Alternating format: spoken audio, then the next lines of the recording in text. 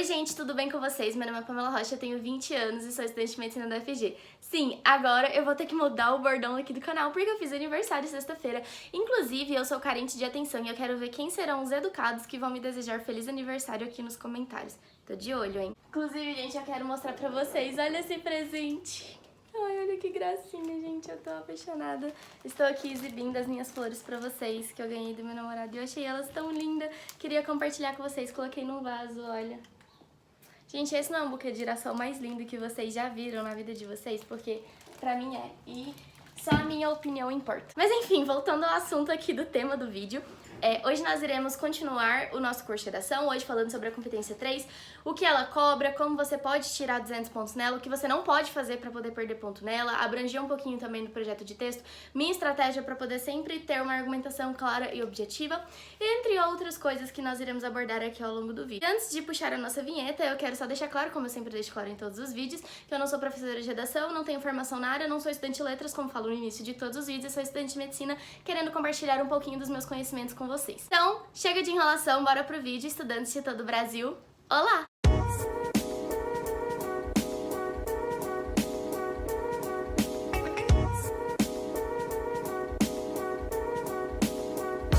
Então, gente, sem enrolação, vamos iniciar aqui. O que a competência 3 cobra? Selecionar, relacionar, organizar e interpretar informações, fatos, opiniões e argumentos em defesa de um ponto de vista.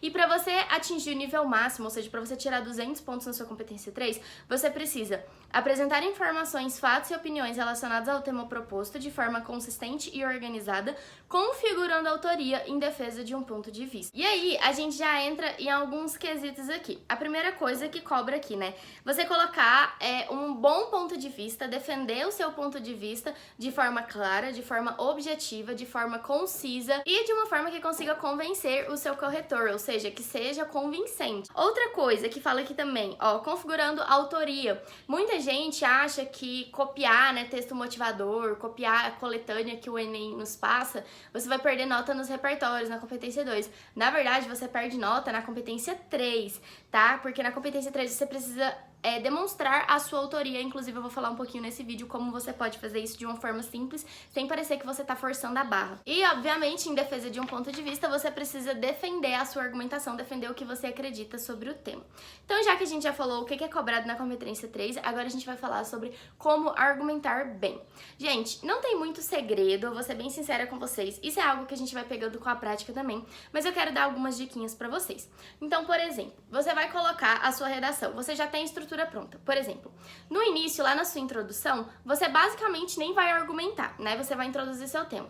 Então, por exemplo, a minha estrutura que eu passei pra vocês, eu gostava de iniciar com o repertório no primeiro período, no segundo período eu relacionava aquele repertório com o tema proposto, e no terceiro período, eu apresentava os núcleos da minha argumentação. Ou as duas causas, ou as duas consequências, ou uma causa e uma consequência, ou duas importâncias do tema, ou duas medidas, de acordo com o direcionamento que o recorte temático me deu. E enfim, eu simplesmente fazia isso, então quase não via nenhuma argumentação. Mais uma coisa que eu gostava de fazer para demonstrar autoria na introdução, para não ficar algo extremamente expositivo, era colocar um modelizador na conclusão da minha introdução, que no meu caso era no meu terceiro período, né? No último período que você vai escrever da sua introdução. Eu gostava de colocar um modelizador para poder dar uma ênfase ali, mostrar que existe alguém por trás pensando aquilo, sabe? A gente sabe que a introdução ela é mais para literalmente introduzir o tema, resumir o que você vai falar na sua redação, porém é importante também que você coloque pelo menos um modelizador lá para não ficar extremamente expositivo a sua introdução e para que o corretor já veja que você está adentrando, né? Não só no tipo de texto, no tipo textual, que é a dissertação argumentativa, mas também esteja apresentando a autoria ali no seu texto. Mas enfim, como argumentar bem e defender o seu ponto de vista? Como eu disse, não tem muito segredo. O que você vai fazer? Eu gostava de fazer da seguinte forma. No meu parágrafo de desenvolvimento, que é onde basicamente a gente vai argumentar, né, ao longo da nossa redação, porque a conclusão é basicamente você apresentar a proposta de intervenção e retomar a sua tese. A introdução é basicamente resumir a sua redação e apresentar o tema. Então essa argumentação vai ficar ali concentrada no seu desenvolvimento, né? No meu caso, os dois parágrafos do meio, porque eu gostava de fazer 4 parágrafos. Primeiro introdução, último conclusão, os 2 do meio desenvolvimento. E aí, o que eu gostava de fazer? Eu tinha uma estrutura pronta do parágrafo, que inclusive eu já passei a minha estrutura pra vocês lá naquela live, eu vou deixar a live recomendada aqui ao final do vídeo. Se você não assistiu, assista, porque lá, além de eu destrinchar a competência 3, eu fiz o passo a passo de como eu fazia a minha redação, como eu pensava desde o momento que eu pegava a prova até eu terminar a minha redação efetivamente. E eu tinha uma estrutura já meio que fixa.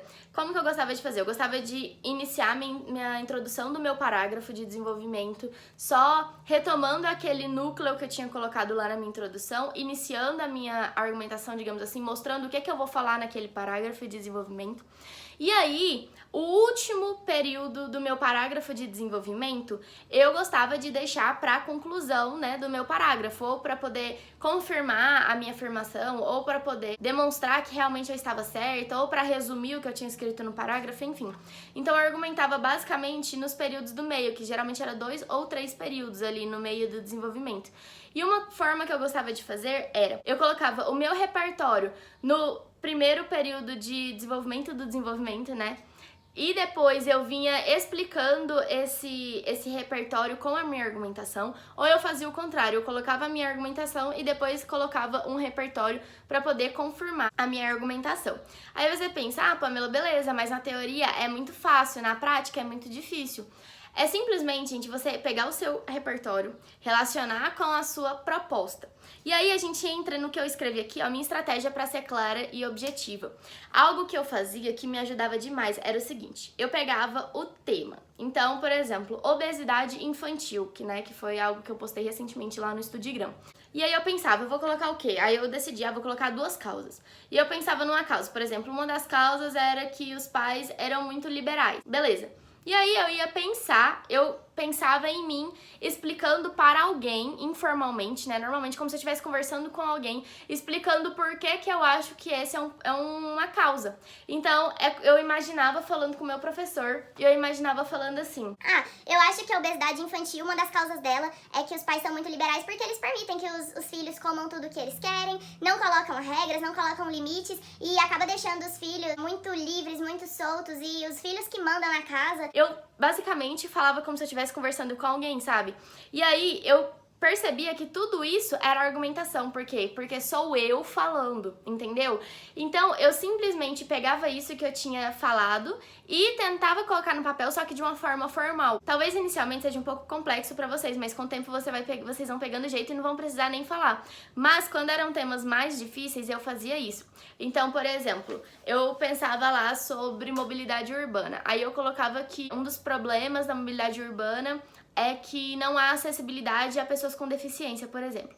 E aí eu ia falar sobre isso, beleza, como que eu vou argumentar? O que eu vou escrever na minha argumentação? Eu me imaginava falando pra alguém. Eu acho que um dos problemas da mobilidade urbana é porque as pessoas, né, não pensam muito nos deficientes. Por exemplo, não tem geralmente aquelas pastilhas amarelas pros cegos, né, pros deficientes visuais poderem se guiar. Muitas vezes nos estabelecimentos não tem rampas pro pessoal subir. A gente pensa só em mobilidade urbana, só em carro, só em moto, em caminhão, em transporte, e a gente muitas vezes deixa de lado dos deficientes, que, por exemplo, um cadeirante, muitas vezes ele não tem acesso a muitos lugares, ou então as calçadas estão destruídas e ele tem que passar pela rua. Pronto, tudo isso foi uma argumentação. Então eu vou só sintetizar isso e colocar de uma forma formal, né, na minha redação. Vou escrever com palavras bonitas, digamos assim. Então eu colocava as principais ideias. Eu colocava cadeirante, rampa, calçadas destruídas. Eu escrevia literalmente calçadas destruídas, pra depois eu, obviamente, né, colocar mais bonito, digamos assim, na redação. Colocava, e depois eu simplesmente relacionava isso, porque quando você fala, você explica, é algo seu, entendeu? Então vai ser argumentação, não vai ser exposição.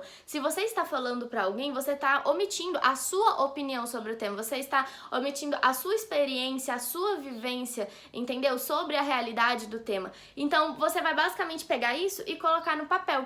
Então depois de tudo que eu falei aqui, como eu escreveria na redação? Igual eu falei, acho que uma parte aqui, né, que a gente acha que é só carro, só moto e tal, eu colocaria assim na minha redação. Muitas vezes quando se fala em mobilidade urbana, é pensado apenas no tráfego de veículos e os pedestres, e especialmente os deficientes, são deixados de lado. Quando, por exemplo, não há rampas em várias instituições, em vários locais, calçadas muitas vezes degradadas que impedem o fluxo de pessoas por elas, entre outros problemas como a falta de consciência social na implementação das pastilhas, né, para tráfego de deficientes visuais. Então, eu basicamente escrevi, entre aspas, o que eu pensei, o que eu expliquei para alguém imaginário na minha cabeça, só que com palavras bonitas. Então, todas as vezes que você não souber como argumentar, que você tiver com medo, eu não sei o que vou escrever, tá muito expositivo, pense nisso, sabe por quê? Se você não pensar em você explicando para alguém com as suas palavras, com a sua opinião, você vai escrever para poder encher as linhas e você pode correr o risco de escrever sendo expositivo, basicamente falando sobre o tema, repetindo as palavras, com sinônimos, enfim, tentando só justificar o seu repertório. Então, assim, tenta sempre explicar para alguém mentalmente, né? Inventa alguém aí, explica para essa pessoa e coloca as ideias principais dessa argumentação no papel e aí você vai só simplesmente relacionar na sua redação. Então, por exemplo, eu peguei aqui uma redação aleatória, né? Que eu tinha tirado 1000 e eu vim trazer para vocês explicando como que eu gostava de fazer, né? Na prática. Então, o tema era os benefícios do trabalho como ferramenta de ressocialização de presos e egressos no sistema penitenciário brasileiro. É um tema um pouquinho complexo porque ele não fala só sobre o sistema penitenciário, mas sobre os benefícios do trabalho como ferramenta de inserção de presos e egressos. Então, eu coloquei no finalzinho da minha introdução, né, no último período da minha introdução. Por esse motivo, né, eu dei um repertório lá de Orange is the New Black falando sobre a personagem Aleida, que ela vai presa e depois dela sair da prisão, ela tenta reconstruir a vida como manicure, ela procura diversos empregos, mas várias vezes é rejeitada e por isso ela acaba, né, ela precisa de dinheiro para sustentar os filhos dela, ninguém quer contratá-la por ela ser ex-presidiária e ela acaba se envolvendo novamente com o tráfico de drogas para poder conseguir dinheiro e manter os filhos dela, né? Então, eu coloquei esse repertório. E aí, no finalzinho da minha introdução, eu coloquei: por esse motivo, na busca de soluções para o percalço, é necessário discutir os benefícios do trabalho nessa circunstância, tanto individuais, já que o detento pode transformar a sua realidade, quanto coletivos, uma vez que permite a redução da criminalidade.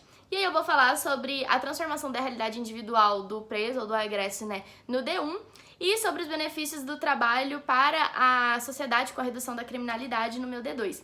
E aí, no meu D1, eu coloquei assim, em primeira análise, é preciso destacar a vantagem do trabalho para o indivíduo beneficiado. Como eu disse, eu basicamente sintetizei o que eu vou falar lá no meu desenvolvimento do meu desenvolvimento.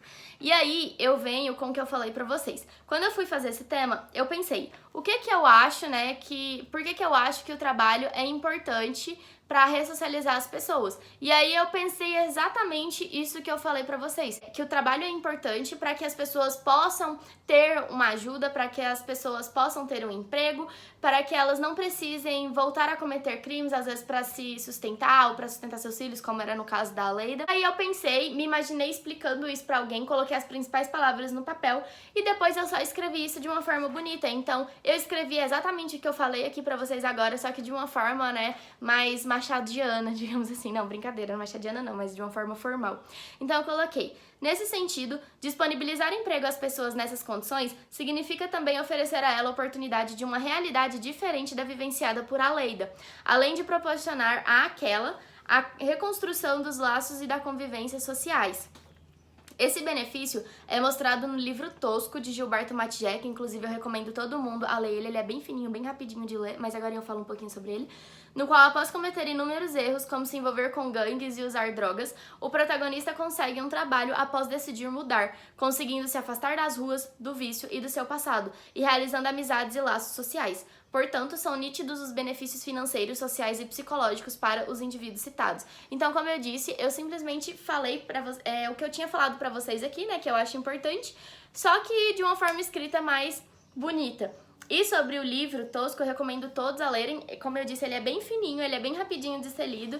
É ótimo também porque foi um livro escrito por um escritor brasileiro, né? E geralmente os corretores, eles gostam disso quando a gente valoriza na nossa cultura, quando a gente coloca livros da nossa cultura, do nosso país. E ele é muito interessante pra vocês porque ele retrata de várias questões, tá? Eu não coloquei ele como repertório, eu quero falar dele um pouquinho, vou fazer uma postagem só sobre ele lá no Vestibuleiros, mas ele basicamente fala de muita coisa. Ele fala sobre agressão contra a mulher, de violência contra a mulher, sobre abandono paternal, sobre estrutura familiar, sobre tráfico de drogas, criminalidade, importância, né, como eu disse, do trabalho como ferramenta de reinserção social, sobre gravidez na adolescência, sobre um monte de assuntos que eu vou abordar lá no Estudigram, só estou adiantando pra vocês. Então, bem, essa era a minha estratégia, entre aspas. Ela é muito simplesinha de fazer, com o tempo vocês vão pegando. Inclusive, eu tava pensando aqui também em gravar alguns stories no Estudigram, né, ao longo da semana, pra poder dando exemplo pra vocês. Então, por exemplo, se eu passei um tema hoje sobre obesidade infantil,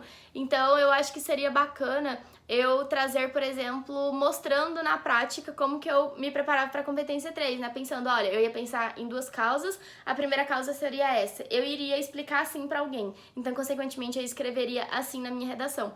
Eu acho que seria legal, se vocês gostarem da ideia, me fala aqui nos comentários, porque tudo que vocês me sugerem ou me pedem aqui nos comentários, eu sempre atendo. E por último, falar um pouquinho que a competência 3 é a competência que exige um bom projeto de texto. Apesar de não estar explícita ali, quando está escrito ideias claras, objetivas, ele quer deixar implícito a questão do projeto de texto. O que seria o projeto de texto? Eu já falei bastante sobre o projeto de texto, tudo o que precisa ter num bom projeto de texto, como fazer um ótimo projeto de texto naquela live. Então, como eu disse, eu vou deixar recomendado o vídeo da live aqui ao final desse vídeo. Mas, basicamente, o projeto de texto é você deixar a sua redação formatadinha, bem bonitinha, digamos assim, organizada. E aí, os principais pontos na sua introdução, você vai colocar os 2 núcleos da argumentação, que no caso é o que você vai discutir no D1 e o que você vai discutir no D2. Quanto ao projeto de texto, o que você colocou primeiro, você tem que discutir primeiro no seu D1 e vai ser, consequentemente, a primeira proposta que você irá apresentar na sua redação. O que você colocou depois na sua introdução, o segundo núcleo de argumentação, vai aparecer no seu D2 e, consequentemente, será a segunda proposta de intervenção do tema. Ah, Pamela, mas eu quero fazer uma proposta só. Beleza, mas então essa proposta precisa resolver os 2 problemas que você colocou, ou abordar as 2 consequências, as 2 medidas, as 2 importâncias que você colocou na sua redação. Precisa abranger os 2 núcleos. E, obviamente, ela precisa ser completa, né? E outra questão de projeto de texto mesmo é isso que eu acabei de dizer pra vocês. Precisa resolver os 2 problemas, precisa abranger, a sua proposta de intervenção precisa abranger os 2 núcleos de argumentação da sua redação. Então, o projeto de texto é basicamente isso, não tem muito segredinho. Tem algumas coisas mais específicas, mas que eu coloquei lá naquela live e eu não vou repetir aqui pra não ser repetitiva e pra esse vídeo também não ficar muito longo. Então, era basicamente isso. Eu espero que vocês tenham gostado do vídeo. Se tiver acrescentado, eu peço pra que vocês se inscrevam aqui no canal pra me ajudar a chegar nos 20 mil inscritos, que vocês curtam esse vídeo demais pra poder me motivar a continuar postando, mesmo com a correria que vocês sabem que eu estou vivenciando na minha faculdade. Um beijo e tchau!